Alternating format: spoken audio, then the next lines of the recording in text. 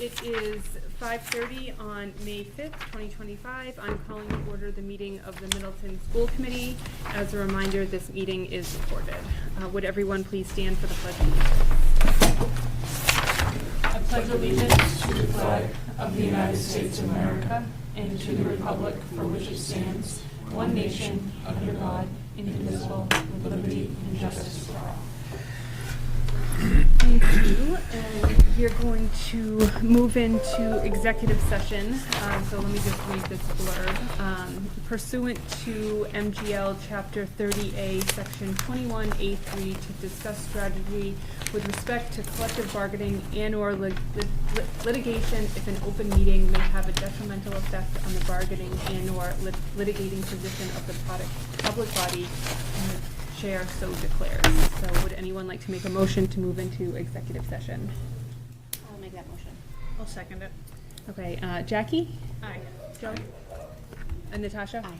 Michelle? Aye. So we'll come out and get you guys. Yeah, when we're ready. Thank Thanks. you.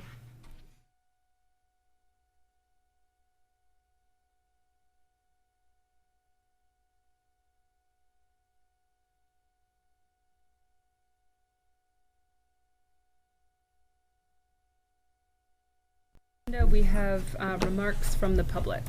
Are there any remarks? No? No? Okay. Moving on to approval of the minutes from the previous meeting. So we have two sets of minutes in there.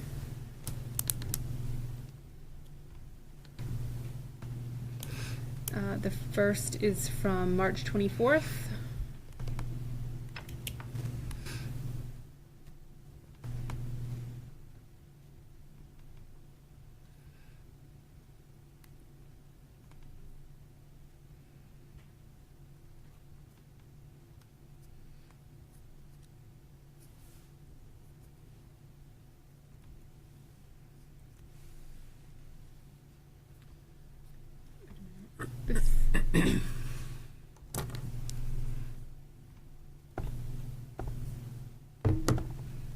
I'll make a motion to accept the March 24th minutes. I'll second that.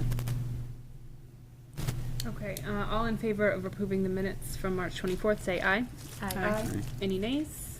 Okay, thank you. And then 331, which was our budget hearing.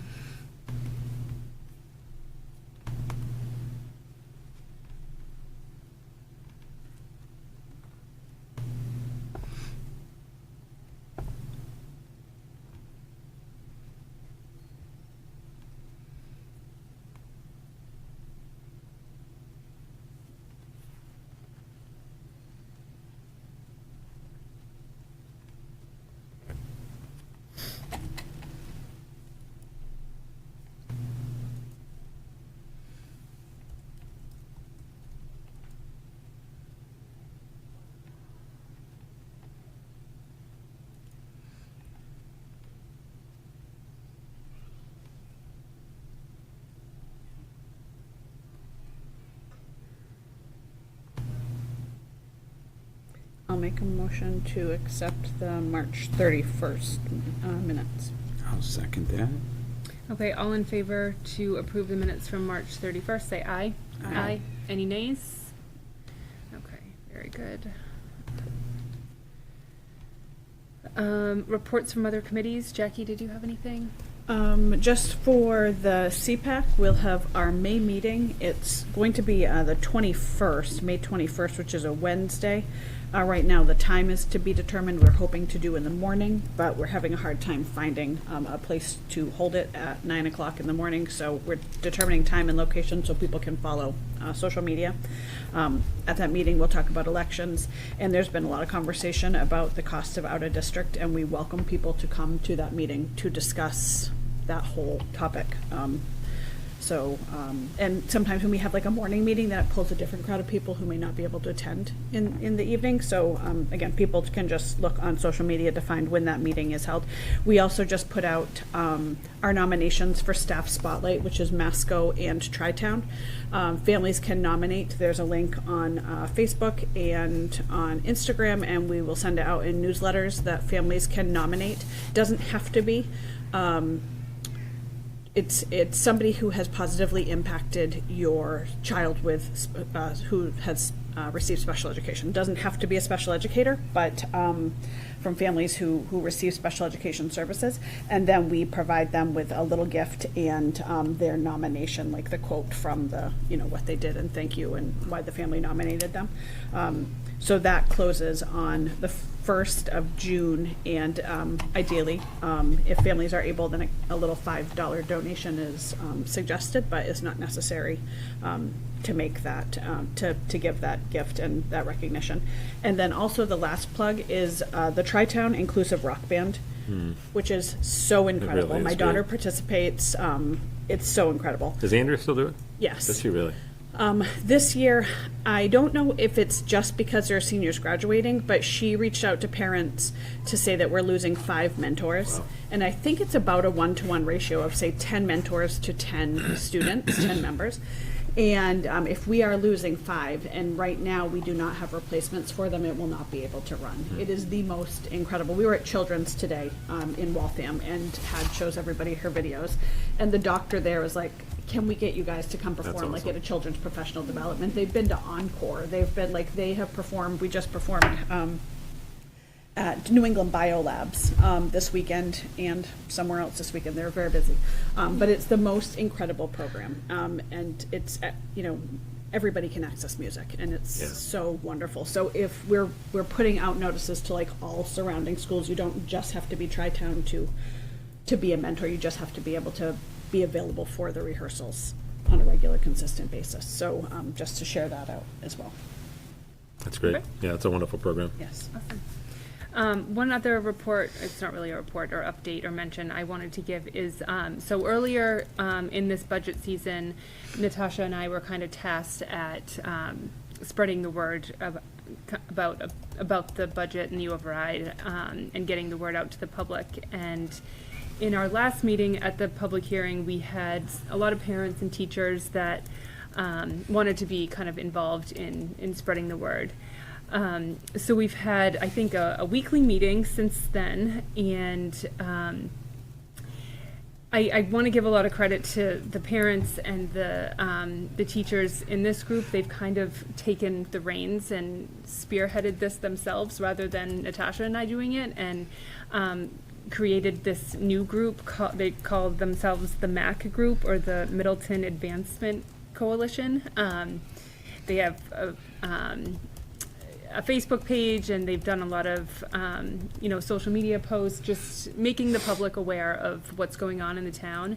The teachers have been awesome. Their MTA rep has donated all of the printed materials and the yard signs that you may have been seeing around town. So it's really been an awesome partnership with kind of a lot of different school community members working together to build awareness. So I just wanted everyone to be aware of that. Okay, so moving on. Reports from the superintendent. Great. We want to start with the recognition tonight of Natasha. Tonight I want to take a moment to recognize and thank Natasha for 6 years of dedicated service to our school community as a member of the school committee. Natasha was first elected to a 3-year term in 2019 and then re-elected to the committee for another 3-year term in 2022. Serving on a school board is always a huge commitment, and Natasha, along with many others who were elected across the country in 2019, stepped into leadership during one of the most challenging times in public education, the COVID pandemic. Through uncertainty, rapid change, and community-wide stress, we appreciate and recognize her service throughout that time and all the ensuing years. And on behalf of the school department, we thank you for your service and leadership, and we have a plaque and 2 certificates in recognition of you as well. So I'm going to come over to you, just so I can read these. Thank Sure. Thank So you. first, Yeah, congratulations. thank you, thank Appreciate you. it. Thank you for all your help. Of course. You're a great leader. So we have Natasha Bansfield, Middleton School Committee, 2019 to 2025, served as a member of the TTSU committee as well. And so this is from MASC, which is Okay. our Yep. association. So I'm going to give you those. Sure. And then we have 2 citations from our legislative delegation as well. We have the Commonwealth of Mass House of Representatives. Be it hereby known to all that the Mass House of Representatives offers its sincerest congratulations to Natasha Bansfield in recognition of 6 years of dedicated service to the Middleton School Committee. The entire membership extends its very best wishes and expresses hope for good future fortune and continued success in all endeavors. Given this 5th day of May 2025, signed by Speaker of the House Ronald Mariano and Bradley Jones, our state rep. So that is one from the House of Representatives. Thank you, So that's so congratulations. And we also have the Senate as well. So this is from Bruce's office. So this is an official citation. Be it known that the Mass Senate hereby extends its congratulations to Natasha Bansfield in recognition of your 6 years of dedicated and committed service to the Tri-Town School Union, and be it further known that the Mass State Senate extends its best wishes for continued success. That this citation be duly signed by the President of the Senate, attested to, and a copy thereof transmitted by the Clerk of the Senate, and it's signed by the President of the Senate, Karen Spilka, Michael Hurley, the Clerk, and Senator Bruce Tarr as well, May 5th, 2025. So, again, congratulations. Thank 6 you so years is a much. long time to serve on a school committee for sure. So we very much appreciate I appreciate your that. work over Thank that you. time frame. Yeah, it's been a pleasure, and you have been great to work with, and truly a great leader. And of course, the board, it's been really an honor to be part of it, even though 1 or 2 years I would have, I could have done without. Trade it back, exactly, exactly. But on the whole, really a great experience, and I would absolutely encourage anybody at home who is, or here, who is interested, you want to see, what happens, and a lot of people stand around and complain about a lot of things, but if you're not willing to step up and put your hand in and do the work, then, got to get involved. Mhm. So it's been a pleasure, and I'm glad I did it. Thank you. Thank you. Thank you. I know that a lot of parents and the students are grateful for what you did during COVID and not giving up and getting the kids back in school. So thank you for Thank you. for everything. Yeah, I appreciate it. Thank you. Congratulations, Natasha.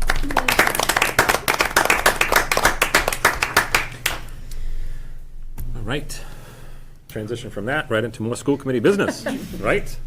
So we have a TTU school committee meeting on 6/5. That's just an informational item. That will be, do we do it before this Topsfield meeting? Yeah, we think we do it before. Yes. Right? 5:15, 5:30? And that's going to be after we reorganize. So Correct. we reorganize on June 2nd. Correct. So anyone who wants to be on the TTU? Right.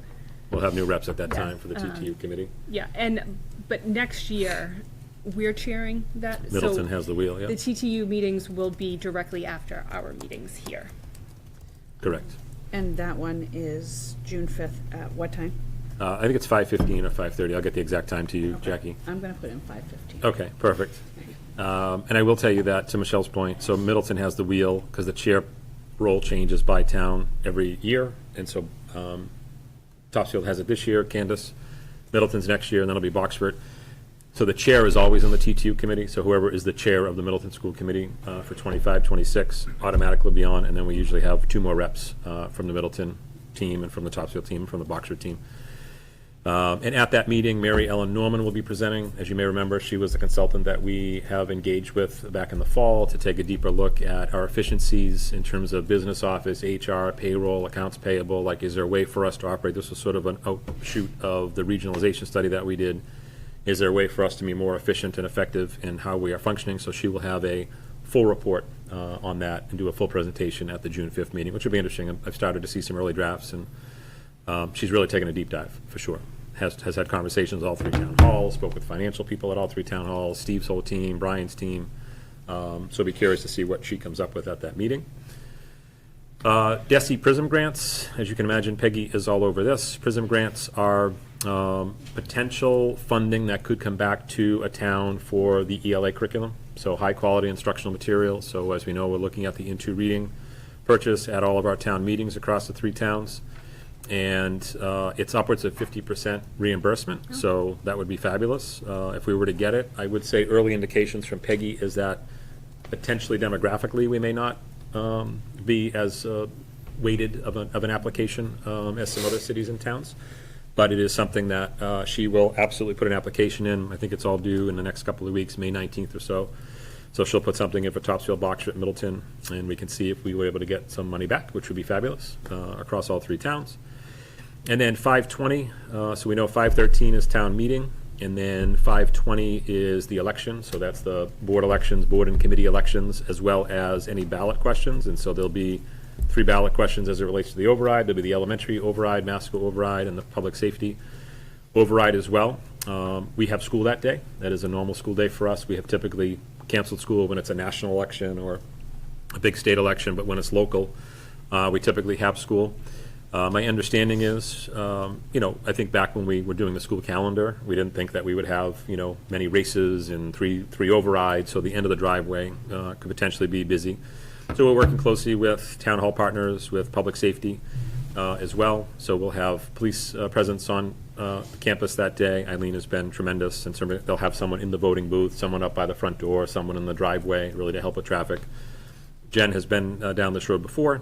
We know there's like that 25-minute period at the start of the day and a 25-minute period at the end of the day that it's just a little bit busy.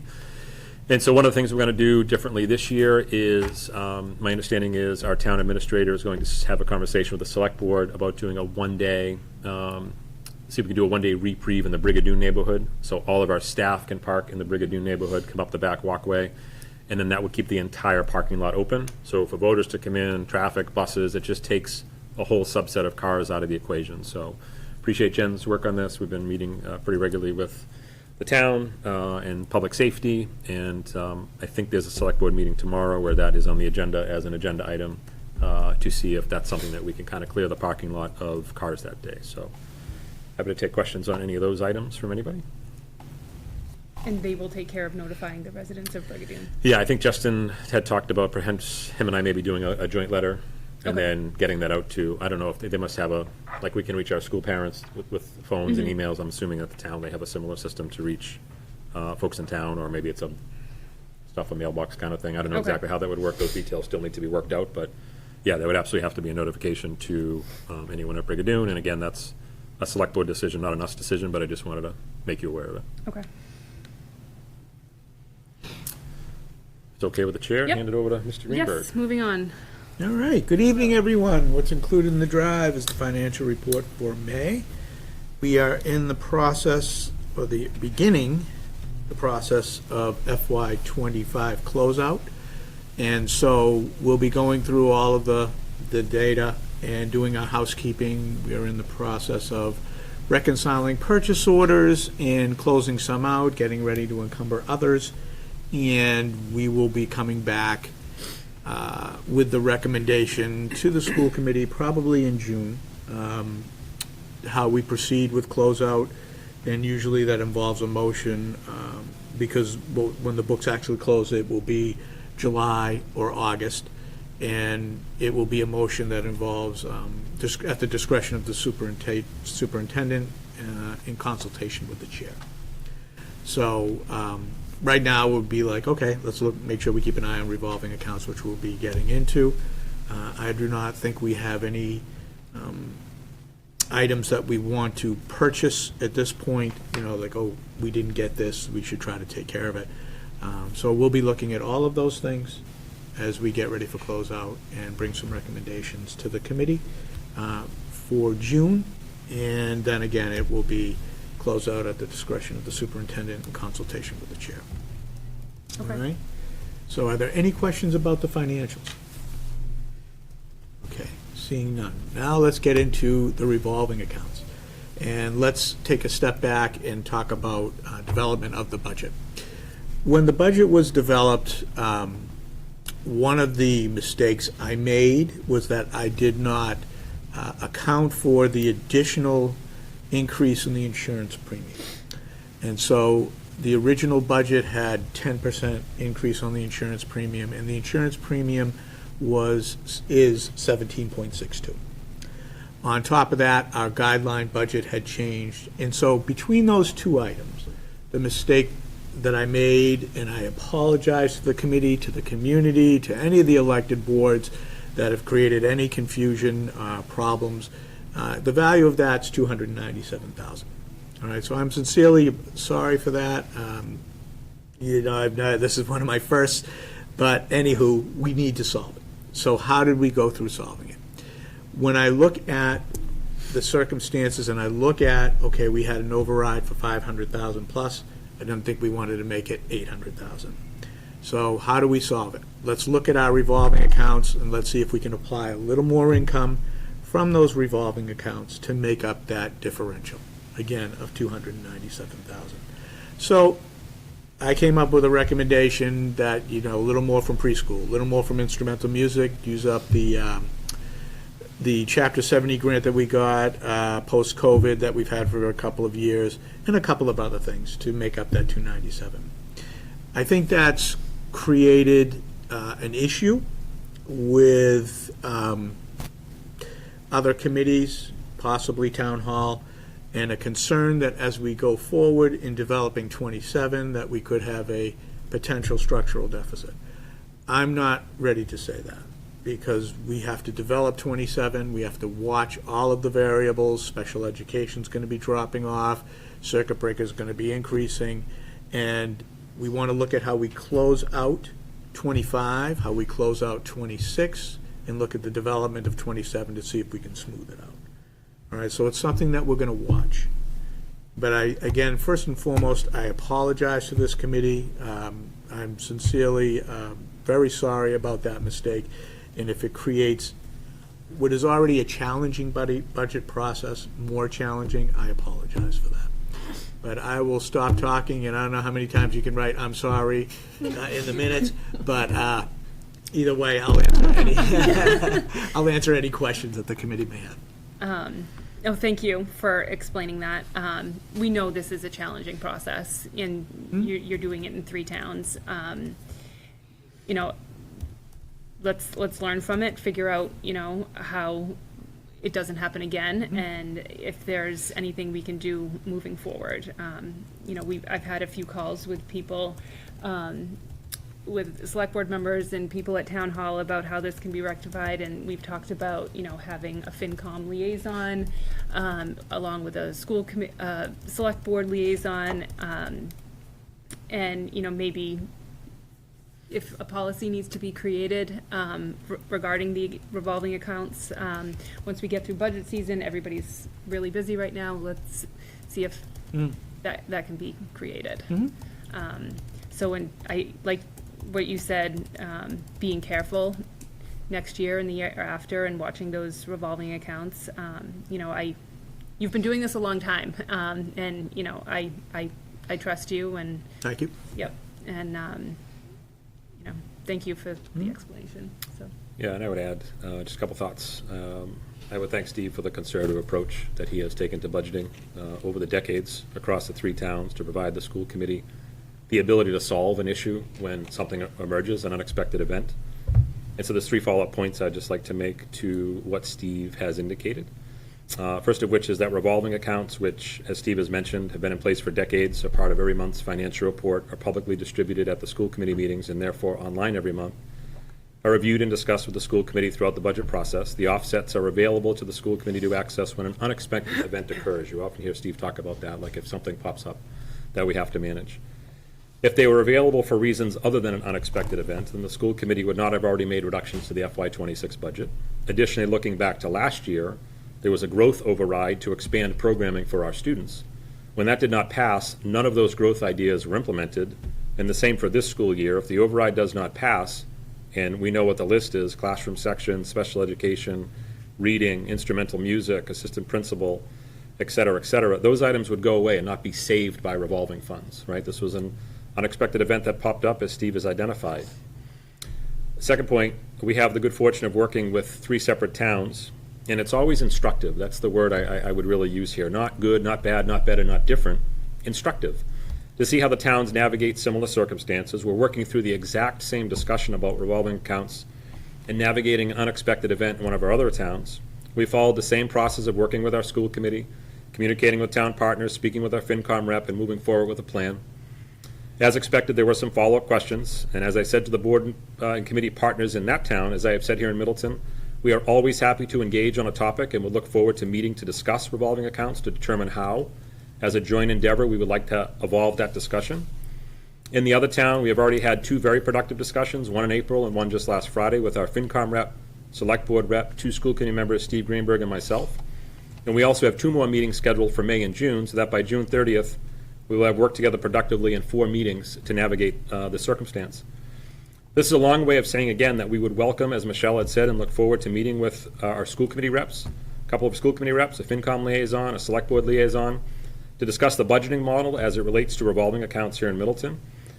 A core value of the school department across all 3 of our towns is always to talk to people and not through people. And we would look forward to productive relationships and discussions continuing as they have always done in the past. I'm proud of our team, and I say this all the time, and I mean it. We value the partnership we have with all of our constituents, and we look forward to continuing to work together to provide the best possible experience for our students. So I appreciate Steve navigating that circumstance. Okay. I think on the agenda for June, when we do the reorg, Yeah. we add a FinCom liaison, so we can assign that person. We have one, and I believe that when Oh, we do? Yeah, we have one. Yep, I think it's you. Is it me? Yeah, it's you.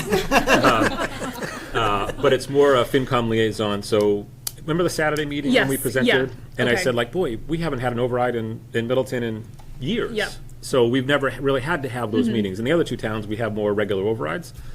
So we have established FinCom liaisons and Select Board liaisons. Richard DiGregorio, he had emailed us and said he'd be the FinCom Okay, liaison. okay. And so, Steve reached out to Richard back when the circumstance kind of appeared. And that was a productive conversation. I don't know if Select Board has exactly landed on a liaison yet. Okay. If they have, fabulous. We would love to get together, as I said. We'd love to get some meetings in, even Okay. before the end of the school year. If there's conversation wants to be had about revolving accounts and keeping them at a certain level and a certain balance, this is something that is, again, we've navigated for decades, and we'd be more than willing to have open conversations about this with our partners. So that'd be Okay. great if we could do that. Okay. Yeah. I think it probably should be the chair, so Yeah. if we want, I don't know who the next chair will be at our next meeting, so Yeah. we can kind of figure that out at our next meeting.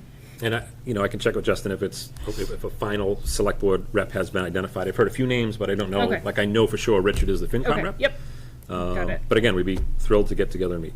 Okay. Okay. Any other discussion on that from the committee? I'd like to say, Steve, thank you. I've been on this for 2 years, but at every meeting, you're thoroughly prepared. You've been doing this for 25 years, and you're a big asset to Middleton, so Thank you. I appreciate you. I've learned a lot in the last 2 years from every meeting that you brought, and same with you, Scott. We haven't always agreed up here. We've had issues that come up, and we've resolved them, but I think the both of you shown incredible integrity and honesty, and Middleton's lucky to have both of you. And hopefully this resolves going forward. I know tensions are high with the overrides and budget, but I think the town's blessed to have both of you, and I thank you personally. Thanks, Joe. Thank you. Appreciate that. Thank you. Okay, moving on to report of the principals. No, just go. Oh, we not going to be prepared. You can go first. What a guy. April 10th, the Steam Carnival Oh. made its return after quite a lengthy delay. I think we did it pre-COVID, Yeah. and then that was the last one. We tried, Katie Nasser tried to get it going again, fell a little short with volunteers to run stations and everything. This year, she was able to get it running. I was not able to attend, but I understand it was Great. very well attended. Very well Dr. represented. Morrison was there. It was for the whole district, pre-K through 6. So Fuller Meadow people were there as well. We had what has become our annual student-staff basketball game on April 18th, right before April vacation. That comes from one of our 6th grade teachers, Brittany Christie, does the St. Jude's Mathathon to raise money for St. Jude's. And then we have a basketball game at the end of that. Staff went 4-0 again this year.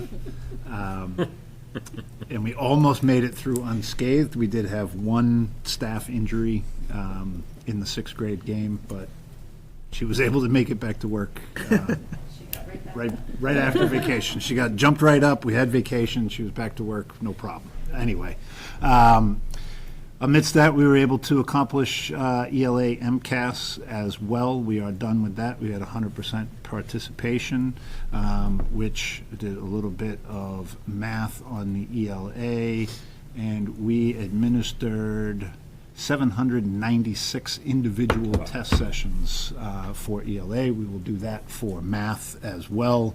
And then 5th grade has science, technology, and engineering to take as well. We just started math this week. Last week. 5th grade is done with math. 6th grade has done one session today. They'll do another session tomorrow. Then 4th grade Wednesday, Thursday. Then 3rd grade Monday, Tuesday. And then 5th grade science Wednesday, Thursday. Makeups, and we're done with MCAS for the year. Not forever, just for the year. That's about all we have going on right now. If you have any questions, Sounds good. thank you. I can update you kindergarten enrollment. We're up to 58. Okay. It's, slowly been climbing, and what we're noticing is the most recent folks that have come in and filled out applications, they're moving to town. They've just bought a house, they didn't know anything about whatever. So I think the last 7 have been move-ins. Great. So they weren't on the census and they weren't, Yeah. so. That's awesome. Yeah. A lot of end-of-the-year activities underway, placement, class placement, scheduling, all of that, so very busy time of year. I did want to update you on the section of grade 1 that you were all aware. That wasn't pending override, it was based on enrollment and the numbers of kindergarten students that we have. So one section is being cut. I was grateful but sad at the same time. We have a 1st grade teacher who's actually moving. So it saved me from the horrible decision that I was about to have to make, which was going to be really tough because they are a phenomenal group of pre-professional teachers, but also sad because she's one of those phenomenal teachers. But it did sort of save us in that realm. So some of that anxiety was quite high for a lot of folks, came right back down. So I just wanted to fill you in on that. That's kind of already been taken care of. Kindergarten parent orientation is this Thursday night. It's always fun to meet with those folks and see another crop of families coming in. So I'm excited for that. Scott already talked about this, but school is going to be open May 20th, so we've had numerous meetings. We have plans underway to keep the traffic flow moving and keep students safe. I think teachers will have their own personal recesses out back where the teacher takes the kids out, but I think we have decided collectively we're going to have indoor recess that day. So much going on to have those kids out on the playground. I'm not comfortable, so staff is either aware of that or going to be made aware of that on that day. So the biggest thing I can ask for is patience with families, the comings and goings, because it's going to be a tricky day, and if everybody can just take a breath, including me. Successful book fair, what more can I say? This was a little bit of a snafu we hadn't anticipated, so we were in here figuring it out today. So I thank our evening custodian who was in here with me figuring out how to set up. We have Dash and Dare happening over the next week or two, so a lot of fun things and informative things for our young students. May 23rd, we have a building-based half-day. That is for us. And we're excited. We're going to have transition meetings taking place for 1st grade teachers to talk to 2nd grade, kindergarten first. And Jeff was kind enough to let the preschool teachers come over to talk to our kindergarten teachers and sending the 3rd grade teachers over so our 2nd grade teachers can talk. And we actually have a format we use. We kind of call it speed dating, so it goes rapidly. But it also will help folks stay on task, and on target, so you can be effective and efficient in what you're going to be sharing and what's important to share. And the teachers have appreciated the time we've been giving them over the last couple of years for that. I think that's it, unless there are any questions. Can you remind me the date of the kindergarten parent orientation again? It's Thursday night. This coming Thursday Yes. night. Yep. Why is everything this coming Thursday? I don't know, 'cause hence the book fair, and it's just how this time of year is. I Yeah. may get you just some CPAC materials to share. I Sure. think I attended last Yep. year, but I Yep. don't think that's happening. We're this happy year. to set them up for you. Thank you. Yep. Okay, sounds good. And perhaps we'll have more move-ins over the summer. Yeah. Wouldn't surprise me. Yeah, yeah. Okay, are there any gifts and grants? I'm seeing none. Oh, yeah. Is there one? Yes, there is. The box tops check. Yeah, it's tiny, I think. $3.30. Oh, my goodness. Would anyone like to make a motion to accept $3.30 from General Mills? I would. Okay, go for it. I'll make that motion. Right? I'll second that motion. All in favor, say aye. Aye. Any nays? Does Okay. that help with the budget? And then Yeah, so I think. the, yes, the BSO. This is a check for $300. What are we getting this from? How many? Boston Symphony Orchestra. Okay, Boston. School bus Okay. grant to your school. Okay, yes. Would anyone like to make a motion to accept this grant from the BSO for $300? I'll make that motion. I'll second it. All in favor, say aye. Aye. Aye. Any nays? All right.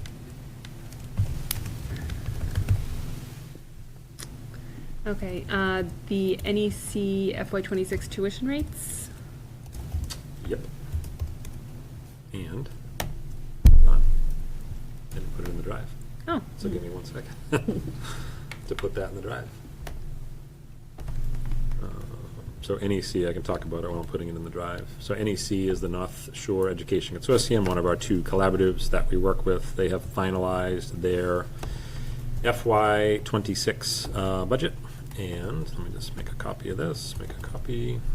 And they've set their tuition rates for FY26 as well. And so the board has met and have approved their budget for FY26. And if you, give me 1 sec, 24, 25, today is 5/5. And move. So just refresh your drive, please and thank you. And you might have to do it again because they just sent. okay, there it is. They'll both say copy of, because I copied them from another folder. Let me get back into tonight's meeting.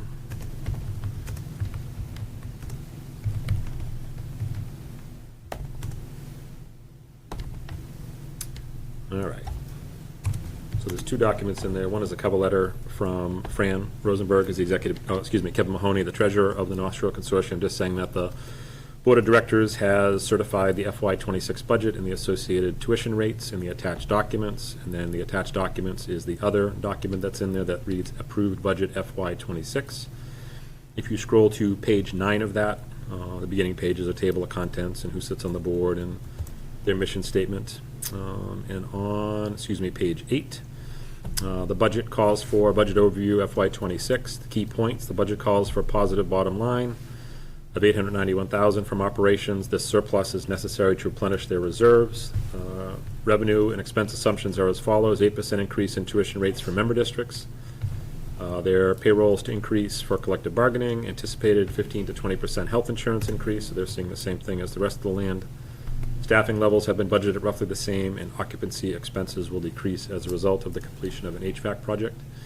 I give Matt a lot of credit for the work he continues to do with the North Shore Education Consortium and CREST. He and Fran had a conversation just last week, and we've been trying to figure out ways that, as we've said to you guys before, the programs are always full, right? We can't get a seat at some of these programs because everybody's vying for the same seats on the North Shore. And what we're finding is that, you know, the consortiums do a great job with our higher incidence students. And it's for students that maybe a landmark would be a good placement, or if we had an autism program. And so in the past, years ago, decades ago, what would happen was these consortiums and collaboratives would rent out space in a school, but they were never really part of the school. It was like this room down the hall, and the consortium rented out a space, and the staff weren't really part of the staff, and so on and so forth. And so Matt had a conversation with Fran the other day about what if we thought about like a franchise model? And the best analogy I can give you would be like, when you go to a convenience store, but they sell Dunkin' Donuts coffee, right? And you're like, oh, this is great. I can get everything I want and a Dunkin' Donuts coffee at the same spot. Matt had a conversation with Fran about if we could develop programming here in the Tri-Town for landmark-type students, maybe autism programs and things like that, in partnership with NEC. So the program would say NEC on it, would just be housed in the Middleton schools, the Topsfield schools, the Boxford schools. Other districts that are then looking for an outplacement could look to here in one of our 3 towns for a particular program. Fran was very excited about this idea. It's in the very early stages. I've talked about it in a few other groups. Where was I last time talking about it? Somebody was like, that is a great idea. I forget where it was, but I spoke to some other superintendents about it. But bottom line is, it looks like it could really, it was a FinCom member in Boxford. We were telling the Boxford FinCom about that. And they were like, great idea. Like, this could really help solve some things. So more to come on that. Matt will be able to explain it in much more detail, but him and Fran were geeking out for like 2 hours on the phone about what this could potentially look like. So we're pretty excited about that possibility of creating, because Matt's always trying to develop programs. Our goal is always, as best we can, to try to keep our kids in district. And oftentimes we don't have enough kids in the Tri-Town to make a program, but if we were able to expand to other districts and allow students that may need a particular service to come to the Tri-Town in partnership with NEC, I think that has real value. So, Okay. Can I share? of course. So years ago when I was starting my career, I worked in those models for like 2 or 3 different collaboratives Yeah. with varying levels of like, sometimes they are just the classroom down the hall, Yeah. but sometimes they are fully engrossed Yeah. in the school community. And like, I would say that would also be one of your biggest selling points, is because if they go to NEC right now, they have no typical peers. Correct. And that used to be Exactly more right, of the Jackie. model, that they would be engrossed in, in local schools. But I think it's less of a model now for most of them. But that is a huge selling point, is if they have access to typical peers, but they come with their staff and their trained staff, essentially, usually a little more specialized from the collaboratives.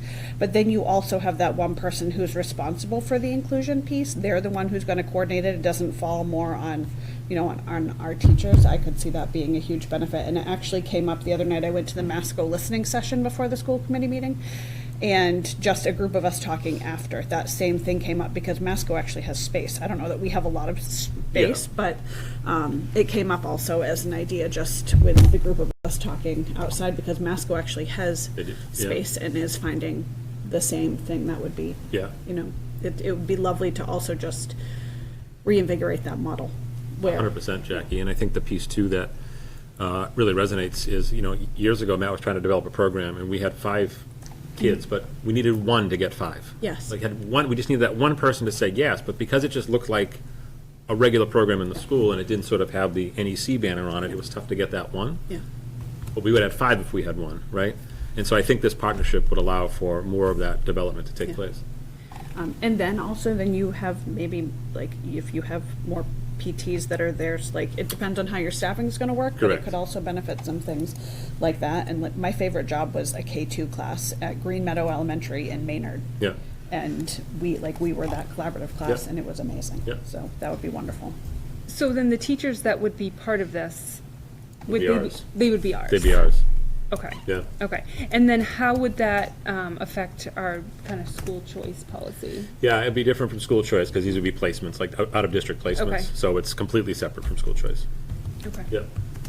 I think that's, if they would be Middleton teachers, then that's just different than the model I Yeah. remember. Like, we were, I don't know, case employees Yep. at the time, but they're located there, but I'm sure there's a bunch of different ways to do it. And as I said, they're at like the 10,000-foot level. Yes. But they're both were like, this has real promise. I'll We need talk to to continue the conversation. Yeah. So when making this kind of come to fruition, like what comes first, the staffing or the students? The program, you'd build the program. You build, okay. And you say like, okay, we have this program. Now, you do this at the same time that you're starting to figure out and identify, like we're talking to colleagues and peers and, hey, do you have some kids that maybe Okay. need a placement different than their typical in-district placement? This would then become an outside placement, right? It would become an outside placement for somebody else, but it's a partnership with NEC, so. Okay. Then they'd have to figure out the money part of it, like is it the tuition, services? So there's a lot of details to be worked out, but at a very high level, it holds a lot of promise. Okay. Yeah, and it continues to promulgate what we believe here, which is like, let's try to always keep, as best we can, our kids in district and develop programs for them. Absolutely, yeah. So that's good. Yes. NESDEC spring update, I will tell you nothing to really see here. So if you go to the folder that says NESDEC spring update, there's a PDF, and the PDF is the whole spring update, but then what I did is just put some slides together for you to make it easier. So if you go to the slide deck, which is the PowerPoint slide deck that's in there, not the PDF. So NESDEC did a fall update, which we got, and then they do a spring update. And so if you go to, on that update, and the PowerPoint, not the PDF, if you go to slide 3, that's the information from NESDEC in October and what all the numbers were going to look like. Slide 4 is their projected enrollment spring update, and there's not a huge difference, and there's a lot of numbers on that page, so if you just go to the next slide, it's actually much easier to see. So the line graph there, spring 25, October 24, you can barely even see the difference between the two lines, so there's not a major spring update from NESDEC is the bottom line. And then just the last slide is the historical versus the projected, and, you know, we had that high of about 700 back in 15, but we have bounced between, as you can see, 600 and 700 for the past, you know, almost 10 years for the most part. And that's been pretty typical and standard, and it looks to be the same as we go out 10 years as well. So the short story is really not a lot to update you on in the spring update. It's what was projected in the fall is continuing to hold true. Okay.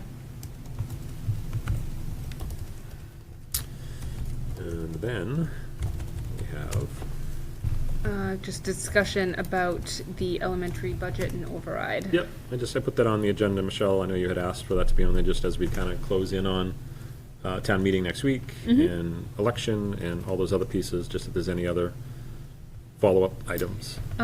So I did draft a letter that I kind of thought I'd like to send out to the school community. I sent it all to you over the weekend to just review, but I'll just read it here, and then if you guys have any feedback, I think we're still waiting on Council. the blessing from our council, but I'll just go ahead and read it. Dear Middleton parents and guardians, as some of you may be aware, that the Middleton Elementary School has a budget override at this year's upcoming annual town meeting and on the ballot at the town election. We are writing to inform you about what the budget includes and educate you on what a yes vote means versus a no vote. The elementary school budget being presented at town meeting is a level service budget. This means that it offers the same services to our students as the previous year. However, because of the rising cost of insurance, out-of-district special education tuition and transportation, the budget is $537,276 over our guideline of a 2.5% increase from the previous year.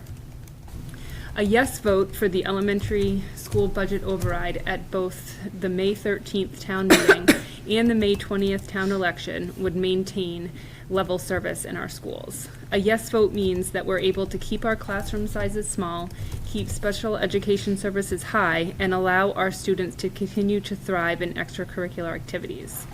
A yes vote will allow Middleton to be a top destination for young families when deciding where to educate their children.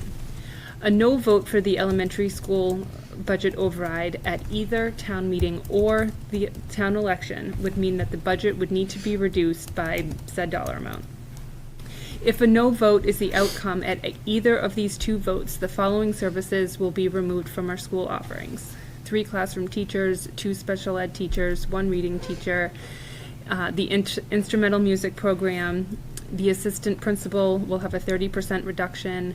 There'll be a reduction in administrative salaries, instructional aids, and overall consumables or supplies. These cuts would directly impact student learning, increase class sizes, and reduce the support and enrichment opportunities available to all children.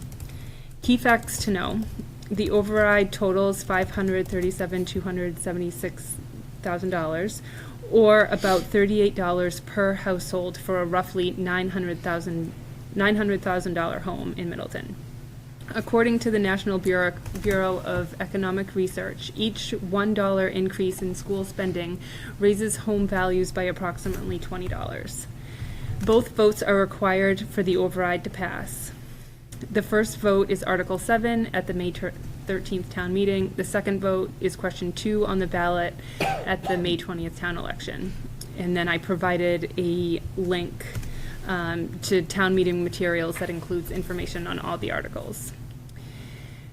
Childcare. To enable all registered voters to attend the town meeting, the Middleton PTO is partnered with local businesses to offer childcare. More information on childcare options can be found here, and there's a link there.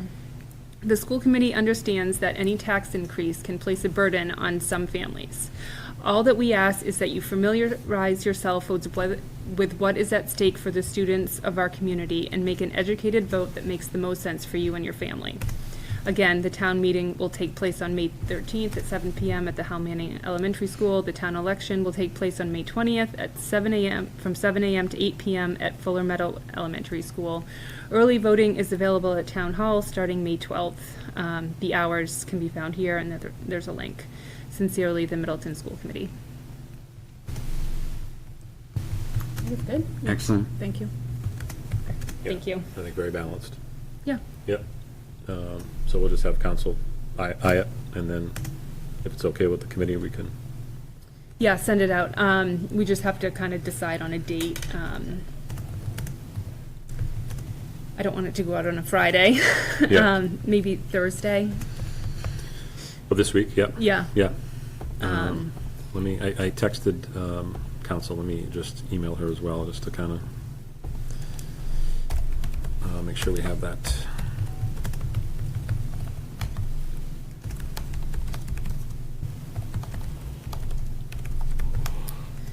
And Jeff, would you send this out via School Brains to all the parents? Good, yeah. Okay. And I asked that in the subject line, could you put something like a message from the Middleton School Committee? Something like that? Yeah, okay. I just don't want people to see they're getting a School Brains email in their inbox and think it's. Yes, actually. And, you know, it's something that's coming out, like an emergency about their child or something like that. Yeah. This No, is nitpicky, Jeff sent it but from I have a school. question. Yeah. Where it says a yes vote Yes. will allow That's what I said, Middleton yes or to no. be, well, it will continue to allow. Send it to Like, both. it Okay. still is, it's not all of a sudden Okay. like we're spending more money and it's going Yep. to then become a destination, but it will continue to. Yep, okay.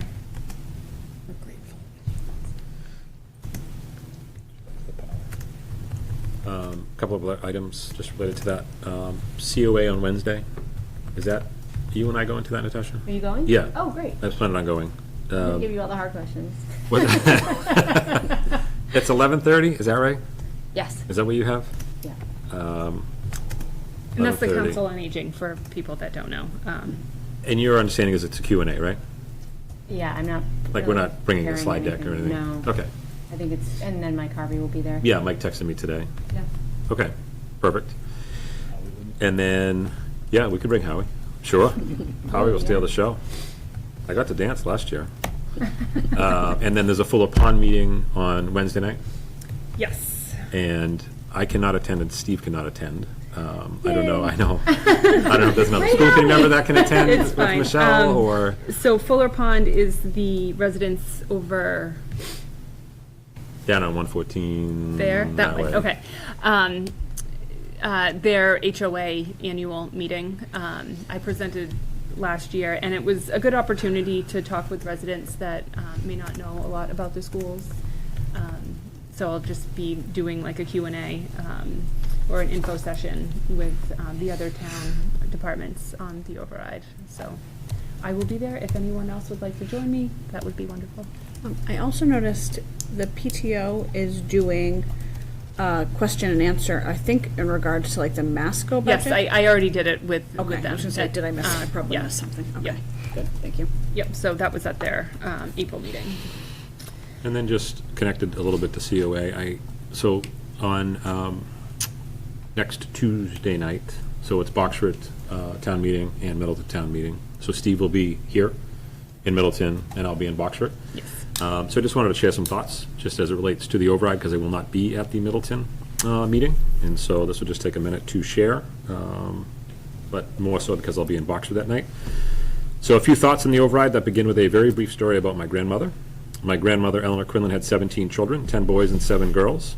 She was a legend, at least in my mind, who, as far as I could tell, lived by 3 core values. First, value people, not possessions. With 17 children and 2 adults in her household, there were not many possessions, and by not many possessions, I mean there were none. However, one of the most important things my grandmother possessed was the ability to make you feel like you were the most important person in the world, in the room, when she spoke to you. Somehow, amidst all the chaos, if she was in a one-on-one conversation with you, she made you feel like the most important person in the world. I have such gratitude to my grandmother for teaching me to value people and not things. Second, understand the value of a dollar. There were not many dollars to go around in the household, but etched into my memory from childhood was when I would visit my grandmother in Dorchester, and when I was ready to leave, she would hand me a dollar bill rolled up with a ribbon on it. She did not have a dollar to spare, and I knew how important it was for her to give me that dollar. I was very careful on saving it and was very thoughtful if it ever came to spending it. Third, be sure to provide opportunity for the next generation. My grandmother was a ward of the state who went on to raise 17 children, 55 grandchildren, and numerous other great-grandchildren. When comparing the childhood that she had with that of her children and that of her grandchildren, although they were all very modest upbringings that we had, opportunity was always more available to the next generation.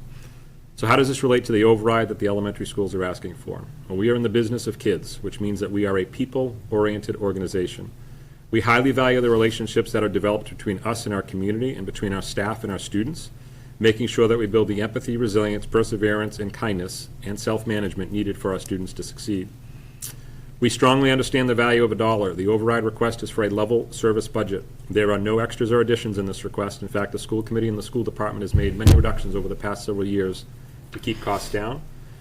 And finally, a child entering our kindergarten next year will graduate from high school in 2038, and if he or she goes on to a 4-year college, will graduate college in 2042. The investment we make in their education now will ensure that we're providing opportunity for the next generation. So thank you for letting me share the impact my grandmother had on me and how that impact manifests in the work that we do every day within the school department. So just a few thoughts on the override. Thank you. You're She welcome. was a busy lady. She was a very busy lady. There was one last thing I just wanted to address regarding the override and in the budget. And, you know, I've seen on social media, there's been, you know, a lot of chatter about the overrides, and people support it, they don't support it, they have questions, and which is good because it tells me that people are aware of what's going on. But I just wanted to pay special attention and, you know, urge people when talking about special ed, just to be sensitive of what you're writing, because it's a very unique situation, and you know we do a really good job, I think, in this district with you know, our special ed students, and like we've said before, trying to keep them in-house, and I just want everyone to, you know, be sensitive and aware of, you know, what you're posting online. So that's all. I didn't know if anybody wanted to add anything. Can I add to that? Yes. I really appreciate you addressing that, because that's a question that's come up. And I know we received some communication to that, and I really appreciated that, because the special ed community has been feeling that. And again, in a conversation at Masco the other night, the current concern came up that at what point does it start demonizing families who take this money, or not take this money, but who, you know, their children are this expense, and that's Need a all service. it turns into. And then another conversation that that came up, and actually I was talking in my CPAC role, I was meeting with Brad Denton. And like when we have people come and maybe they're speaking in support of the instrumental music program, or they're speaking in support of, you know, we don't want teacher cuts, or then they can stand up and they can speak about, you know, all the wonderful things that the teachers have done. But if you're expecting a special education family to stand up and share why this is so important, then that is putting a lot different information out there, and that shouldn't be necessary to share like your most personal and vulnerable and sometimes not always the best stories of why this is so necessary. And families shouldn't feel like they need to do that, to be able to, you know, work so cooperatively, and sometimes not always cooperatively, but together as a team with their school districts. And I know this is not just a Masco and a Tri-Town thing that's, happening right now, but I really appreciate you bringing it up and mentioning that. I think it's, I know I really appreciate that people are looking at it through that lens and trying to be cautious, or at least some people are. And the CPAC continues to welcome people. If there are questions, if you want to be part of the conversation, if you want to know how the process works, if you want to understand parent right, whatever it is, then, reach out, email. We're happy to have that conversation too. It's never an easy, like, parents aren't just saying this is what I want for my child. That doesn't happen like that. So, happy to have the conversation and help educate people too. Thank you. Anything else related to the budget? Okay, moving on to our favorite thing that we do, policy subcommittee. All right, in the drive, there is a folder titled Policies. So again, we thank Dave for his service on the policy subcommittee. We had some sort of extra ones that still needed a little bit of attention, and we have a newer policy that we wanted to share with the committee tonight as well. So the first thing we always do, and in the drive, you'll see policy BGB, which is the policy on how we approve policies, and we have a subcommittee who does a lot of the work, and then we bring it to the school committee level. So the first thing we would need would be a motion to waive policy BGB, so we can proceed with either deleting, editing, or approving any of the new policies that are being brought forth tonight, because the policy subcommittee has fully vetted this work. I will make the motion to waive BGB. I'll second that. Okay, all in favor to waive BGB, say aye. Aye. Any nays?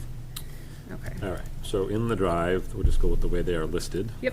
So you have BDFA E2, and so if you double click on that, MASC, which is their association, they have consolidated the policies around school improvement councils and school improvement plans. So a lot of the information in this one will be absorbed into another policy, and so the recommendation from the policy subcommittee, which aligns with MASC, is to remove policy BDFAE2 from the policy book. I will make that motion. And I'll second it.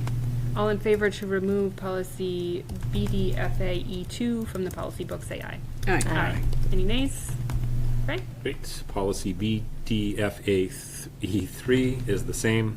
They've parked some of this or most of this information into other policies that you'll see in a minute. And so the recommendation of the policy sub in alignment with MASC is to remove policy BDFAE3 from the book. I will make that motion. And I will second it. I'm not going to repeat all the letters again. All in favor, say aye. Aye. Any nays? Okay. Policy BDFAE, and you can see they crossed the one off there. So this is where they have parked some of the other things, and so we have worked with the leadership team as well around school improvement plans and having a common process and procedure across all 6 of our schools and 3 of our towns. And moving forward, we'll be writing 2-year plans, and the 2-year plan will be written for approval to the superintendent no later than May 15th and presented to the school committee at a June meeting, and then what the goals will look like, and then we'll come back after year 1 and give an update on those goals, and so on and so forth, as you can see in the policy there. This will most likely go into effect the following year, just because we're a little bit all over the place and trying to get ourselves organized with these plans across the 6 schools and 3 towns. And so this will give us a nice, neat way to move forward across our 3 towns with school improvement plans. So we'll be seeking a motion to accept BDFAE as presented. I will make that motion. I will second it.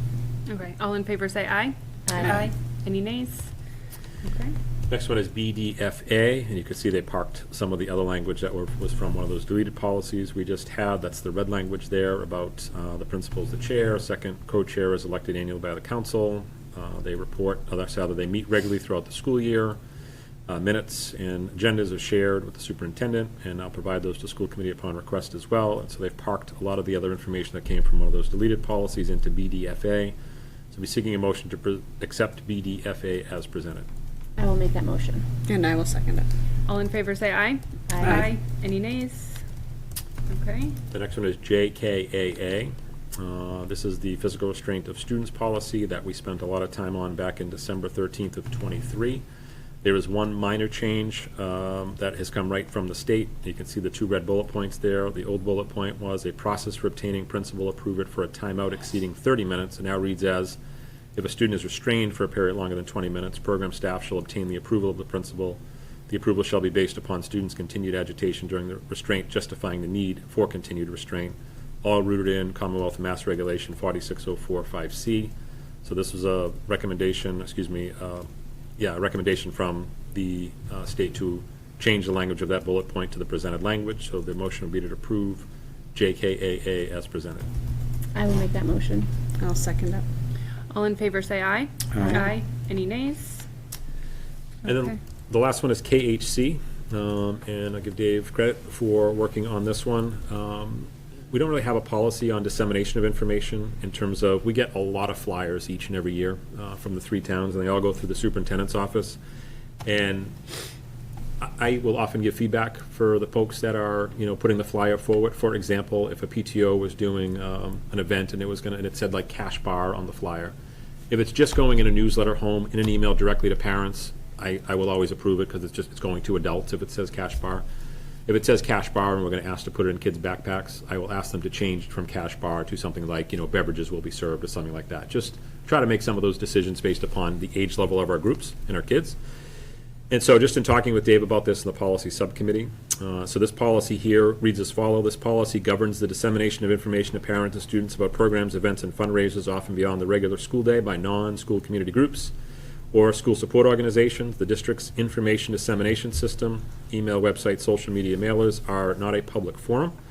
All requests to disseminate information by members of the public must receive the prior approval of the superintendent or his or her designee, who will review such requests according to the following criteria: demonstrated value for district students, congruence with our mission, values, and strategic plan, appropriateness for the age and grades that would be involved, does not directly compete with any existing school support organizations or programs, does not endorse or renounce any political candidate, political matter, nor invites political discourse. Any for-profit venture must have a clear and direct affiliation with the district public schools and one of its support organizations. If approved, flyers may be posted on the district website and/or included in district and school newsletters or electronic communication. Online distribution rather than paper forms is strongly encouraged. In limited circumstances, the superintendent may allow a school support organization to distribute paper flyers. So this cross-references to KHA and KHB. Policy subcommittee really liked this policy, just kind of putting a little more guidance and direction around any types of flyers that may come through. Okay, so number 5, the last part of this sentence, nor invites political discourse. Mhm. Do you think that the letter that I just read about the override could invite political discourse? This is for flyers, right? That's Not a letter. emails. That's a letter from the school committee. That's Okay. separate from a flyer. Okay, Yeah. okay. Yep. So be seeking a motion, if it's the will of the committee, to approve KHC as presented. I will make that motion. And I will second it. All right, any other discussion on this one since it's new? No? Okay, all in favor say aye. Aye. Any nays? Okay, I think that's it. That's it. And is that our last agenda item? It may, Oh, we have to approve the bills and payroll.